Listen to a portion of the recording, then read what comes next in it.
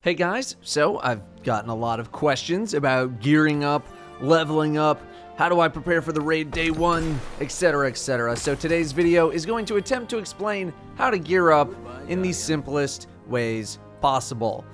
If you're not done with the story, go do that first. Do not worry about gearing up at all pre-level 20. When you finish the story and you're level 20, the first step is to get 200 light, which can be done by basically any means at all. In fact, until you get to 265, you have a lot of freedom to level up however you want. From the power 200 to 265 ranges, you can do any activity and expect to gear up. The grind to 265 is more about what not to do than what you should do. Things you should do are the following: Lost Sectors, adventures that give rare gear, public events, the Strike playlist, Crucible, and Reputation token turn-ins. The Rep token turn-ins are going to result in some of the bigger boosts that you see, while all of the other activities are going to be dropping blues for the most part. I like public events a lot because they're pretty quick to do, they're spawning constantly and often, and I've had some good luck with exotic engrams from them. If you can get a good group going, they are very quick. I've also heard good things about the Crucible. Speaking of engrams, a quick note: if you get an engram in the wild, decrypt it as soon as possible. Engram power levels are rolled when the engram drops, not when you decrypt it. Things that you should not do before 265 are the following: the Nightfall, completing exotic world quests, and anything in your milestones that gives powerful gear, like the weekly flashpoint or a Crucible-related quest line. The reason is because you want to be as high power level as possible, because these rewards will give you items much higher than your current power level.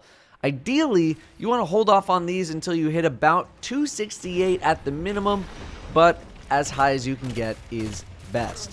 When you hit 265, that is when things start to get a little more difficult.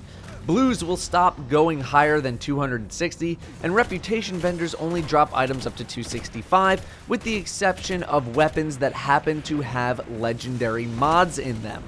The biggest thing that will help you here is an exotic engram, since they give such a large boost a good amount of the time.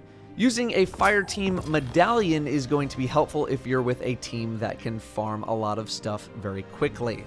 To briefly explain what mods are new in Destiny 2, where you can add some sort of a benefit to your armor or weapon. You can buy rare ones from the gunsmith, and on rare occasion, he will give you legendary ones with a reputation package or reputation engram.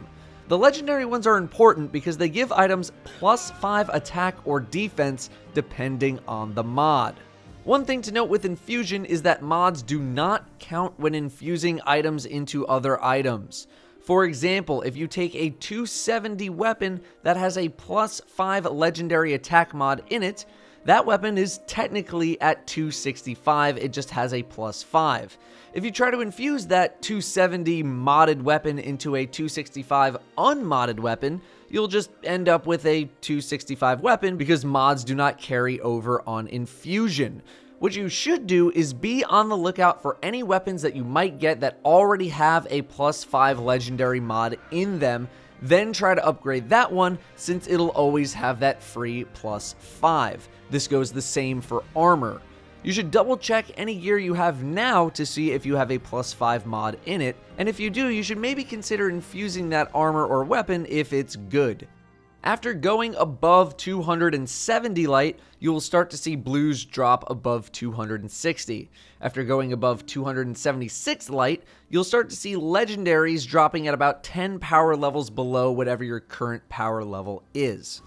If you're watching this video pre-raid launch and you want to gear up even more, then investing in a second and even a third character of the same class isn't a bad idea. You can swap your gear onto those characters, do all of the powerful gear milestones, Nightfall, and exotic quests over again, and get some more, but there may be diminishing returns on this method.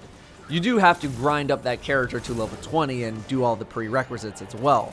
Ultimately, exotics are going to be your ticket to a higher power level, but even those might not enable you to climb super high. People at around 280 have been noticing a lot of diminishing returns. At some point, you're just going to have to wait for the raid and trials to finish the climb to 300 and beyond.